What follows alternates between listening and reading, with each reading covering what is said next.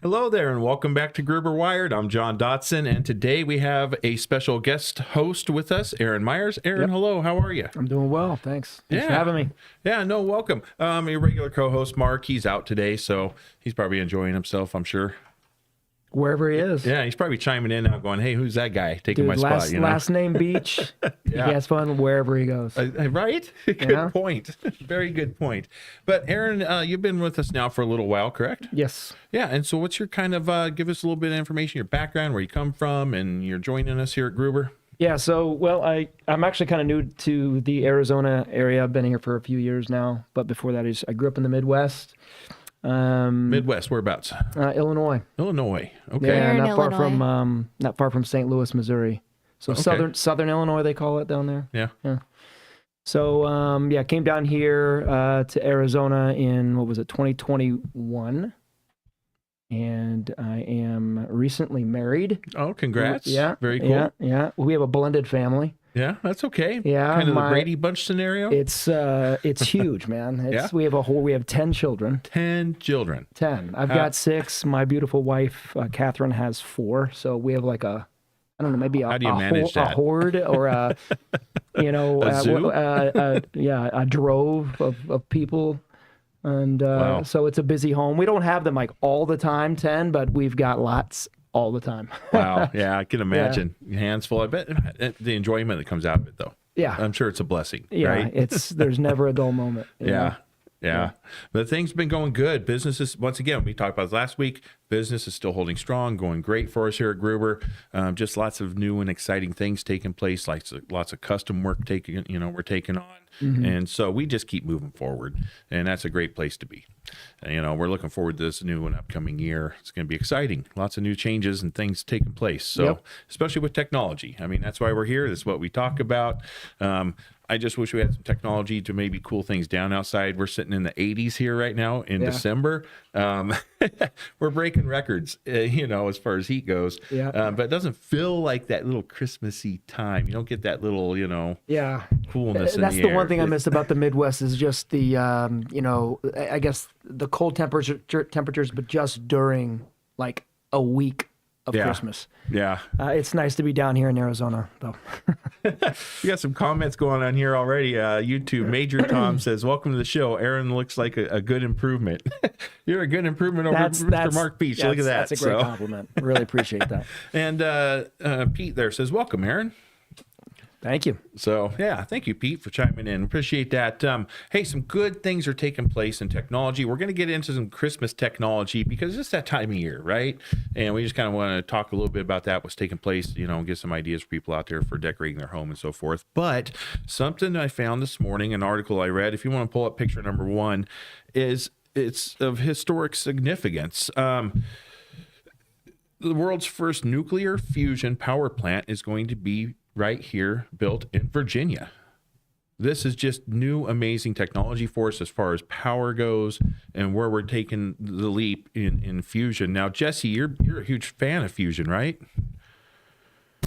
Yeah, I mean, and I think everybody should be a fan of fusion. It's going to be very cheap, plentiful energy for everybody. Yeah, it's going to be clean. And I think with the rise in how, AI is taking place and the scope of AI and needing this energy, I think it's kind of driving that movement for the fusion, and that's out there and the technology that's coming around. But just to know that we're finally at a point in time where we can, get to a place to build an actual nuclear fusion plant that's going to actually, be able to create a lot of energy for use. It's great. It's like, wow. Hey, check it out there. Is that your wife? Yeah? Yeah, that's Kate. That's hilarious. Yeah. She's, hey, Dad. Okay, so that's it's Catherine Myers. So I think one of my daughters who skipped school today is watching. This is pretty good. That's what she says. So your daughter skipped school? Yeah, so I've got identical twin girls. You can't tell them apart. They're 14 years old, and they had a half day today, and they were like, Dad, we're not doing anything at school today. So I made the decision to go ahead and say, okay, take off. Wow. Okay, that's nice. Nice little treat. Dude, yeah, I never got to do that when I was a kid, so. Totally cool. Good stuff there. Hey, listen, back to this fusion. The plant they're talking about, it aims to generate 400 megawatts of electricity. It's enough to power approximately 150,000 homes or large industrial facilities. So that's a first good step, I would say. Yeah. You know, it's gonna be really nice to have in our back pocket. Who's better blended? I'm not familiar with who that is. Are you familiar? See, yeah. Yeah. Better blended. That's Kate. That's Kate? Yeah. Who's the handsome man on the right? Hope she's talking about my right, because I'm right here. All right. And that's all right. Sabrina's my daughter. So she's into my wife's name using Catherine's name, but the better blended is Kate. Yeah. So Sabrina's your daughter. Sabrina's one of my daughters. She actually went to school today. Oh, she went to school. Yeah. Good for you. Keep going to school. That's the right key. Yeah, I like that. Stay in school. Stay in school. That's Oh, that's awesome. So other things are coming along with this. You know, I guess one of the bigger pictures of the fusion is going to be the clean energy aspect of it, right? Because we don't have any sort of nuclear waste or anything that would be coming out of that. Yeah, no, it's really cool. I've done solar for years. I've sold solar all over the country, hundreds of systems all over the 50 states. And so I'm all about clean, green, renewable energy, and this is right along those lines. Cool. So you did solar. So why don't you let's dive a little bit into the solar side of things, since you have that experience. Yeah. So just bring us in a little bit on the solar side of things, and where, say, someone like us and our cabling and our technology come into play with that. Where's the crossover? Well, I mean, there are, of course, cables used in the installation of panels. Yeah. Depending upon the installer or the kind of installation that's happening, you don't necessarily always see those cabling. It's unless they come down the side of the home or across the top of the roof. Some of them have attic runs, but of course, there's all kinds of cables that are involved in solar installations, and of course, this melds right with this fusion plant that's going to be built and hopefully, I guess, delivering energy. What are they saying, in the 2030s? Yeah, right around in there. It's going to take a little while to get this thing up and operational.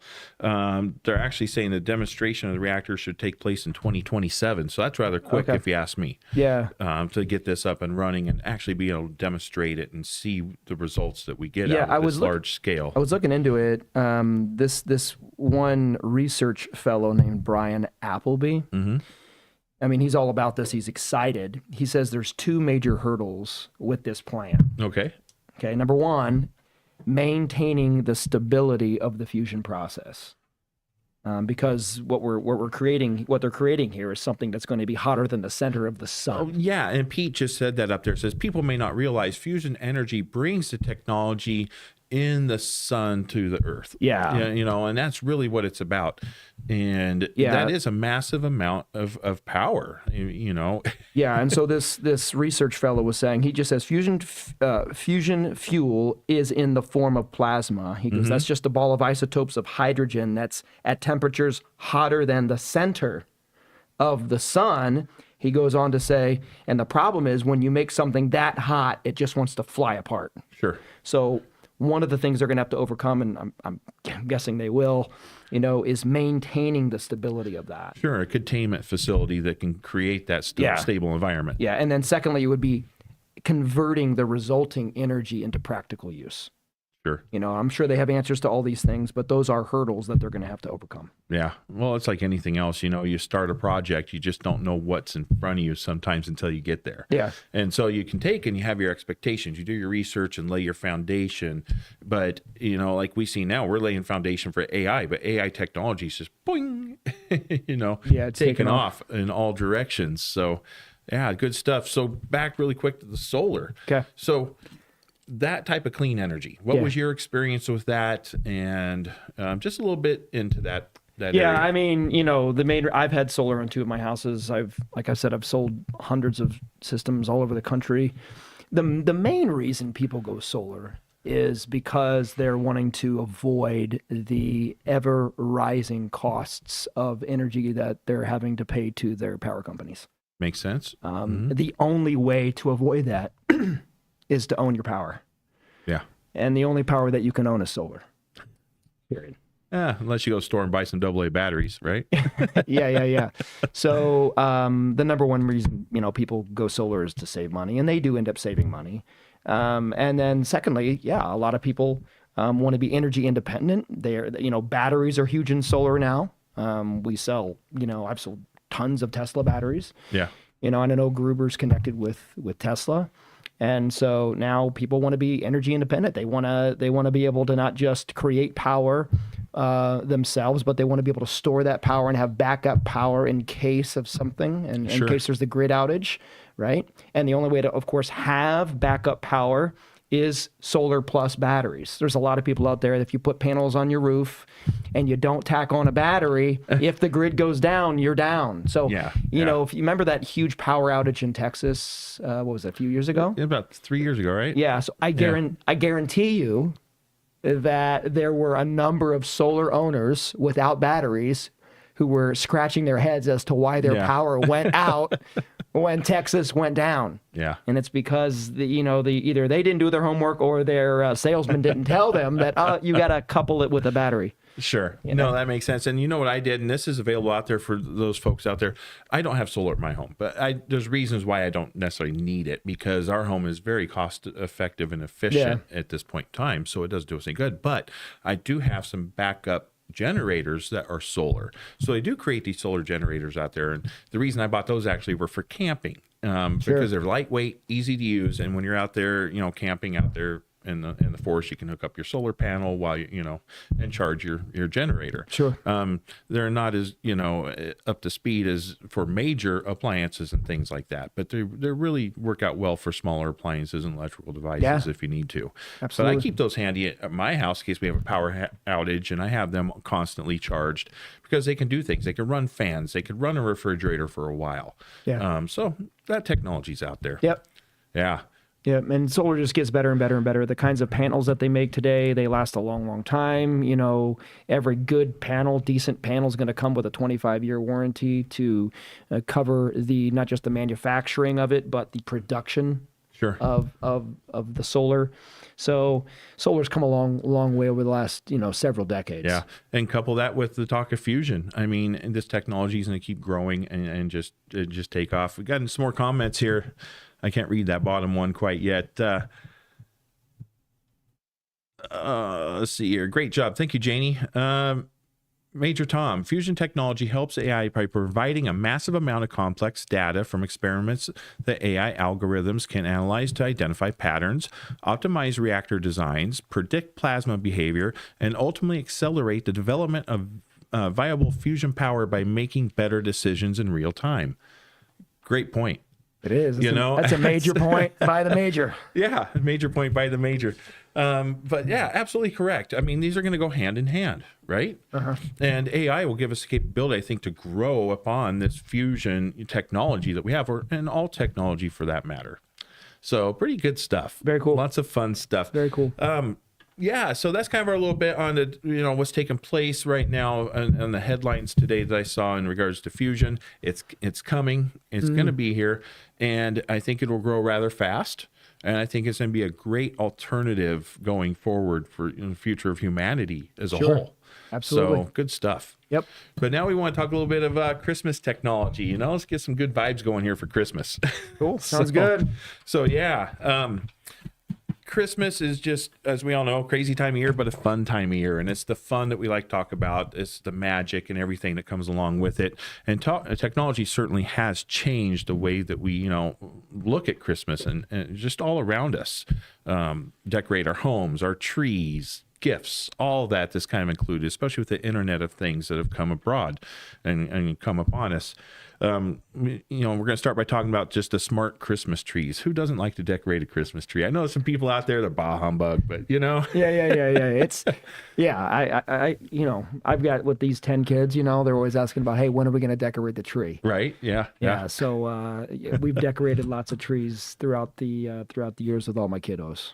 Oh yeah. I remember as a child, that was just it was almost an honor. I mean, it was just, you'd light up, you'd glow. I remember stringing popcorn together for the trees, Sure. Making our own ornaments and things of that nature. I still have my own tree ornaments I made with my parents growing up as That's a cool. child, which is cool. So it brings back all those nostalgic memories, the good times that were there. But with the way technology is going, we're seeing just all sorts of different applications come into play, especially when it comes to decorating. If you want to pull up picture number 2, one of those things is pixel mapping. And everybody's probably seen this if you go to light shows and things like that, but they're able to take now and they have this pixel mapping, which will pixelate individual trees and so forth. And you can create your own kind of new type of design on your trees. Yeah, that's very cool. I've never, I haven't seen that in a house yet. No, but of course, but I've seen it out and about, of course, on the streets and in parks and all over the country. Yeah, and it's got the technology in there for dynamic themes, so you can kind of just go ahead and play around with this and create your own designs and just have a lot of fun with it. But these, again, are new types of ways of looking at decorating and so forth. If you pull up picture number 3, we get into augmented reality. This is where you probably used this app before, maybe. There's apps on your phone that you can look and you can do, walk around with in Very reality and just kind of oh, look, this would look great right here. This gets used all the time. Yeah. Recently, I've seen this type of apps and activities being used with the drone sightings that we have seen, because you can actually, they have apps that you can put up in the sky. It'll identify what's up there. Wow. I don't know if you've seen one. They have one that you can actually see the map of the stars. So as you take your phone and you're kind of looking around, it'll map out the stars and tell you what constellation you're looking at, your orientation. But this technology, I'm sure you have it on your phone or have used it in some way. Yeah, I've seen this. I haven't used it, but I've seen it. I didn't use it this year when I set up my Christmas tree. No? No, I knew right where it needed to go, man. I know, right? Just, hey, look, here we go. Janie said, I need that for my cats. Yeah, there you go. Yeah, you got to watch out if you have cats and you're putting a Christmas tree up.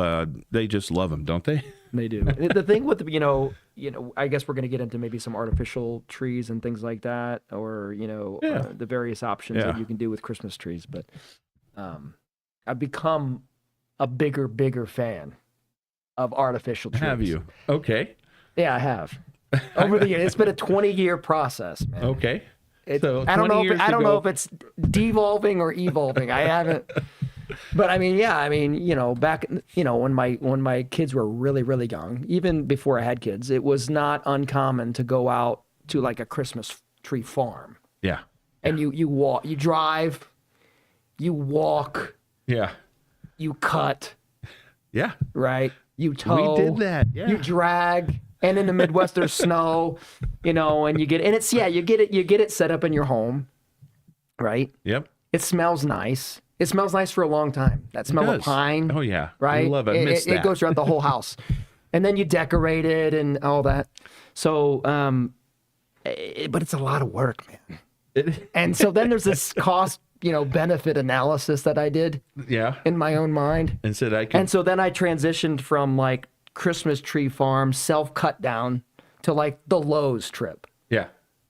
So that I'd make my way to Lowe's, buy a tree, bring it home. Then I would get the saw out and cut off the bottom portion of the trunk. You know how you're supposed to do, so it can drink up the water.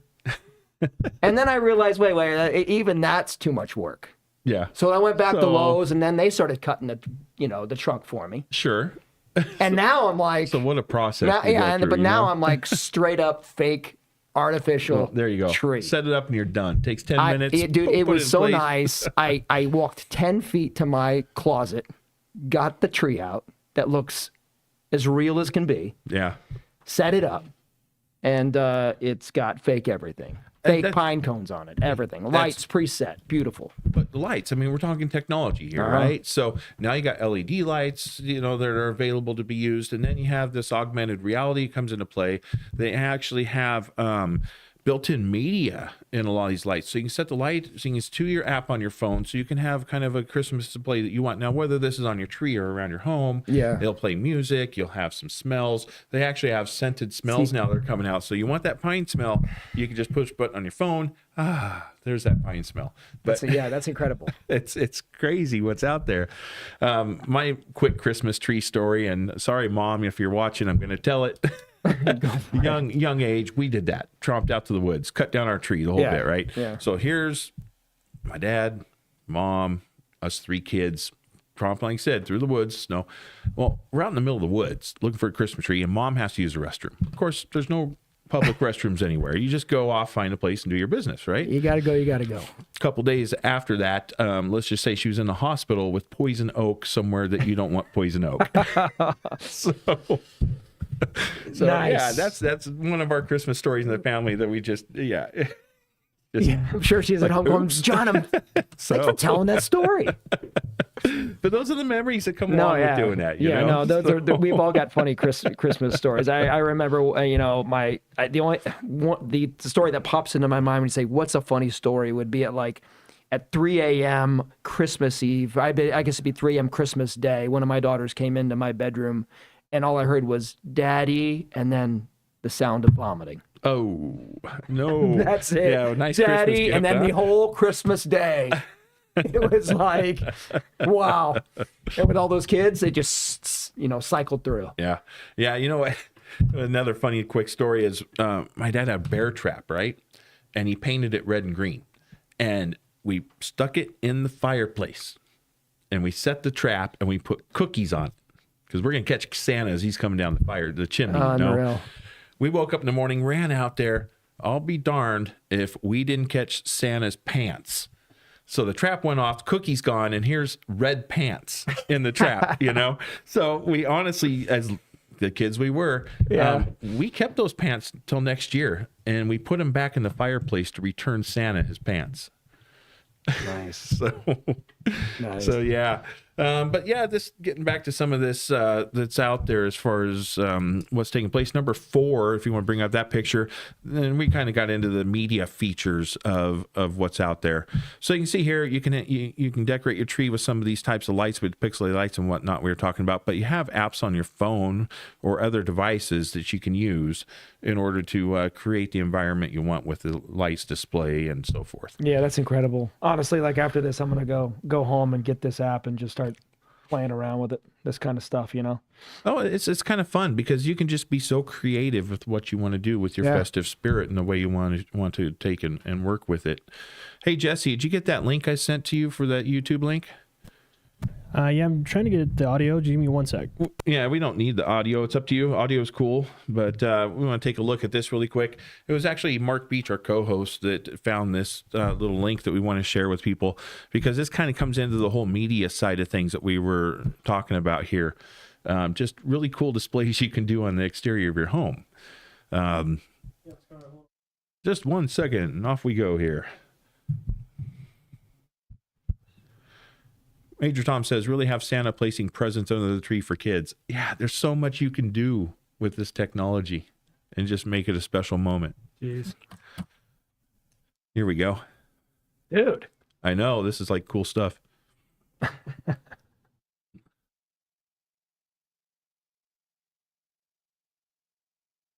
my gosh. Like a whole Star Wars theme. Yeah. That's incredible. Yeah, I'm sure it's a projector. I mean, I would stay at that house for 5 hours. Yeah, it'd be fun to sit there and watch, wouldn't it? Well, then my mom chimed in. Thanks, John. She obviously heard that story. There you go. Welcome, Mom. Merry Christmas. I did projects like this in school. Did you? Yeah. Yeah, this is just cool stuff, right? Jeez, dude.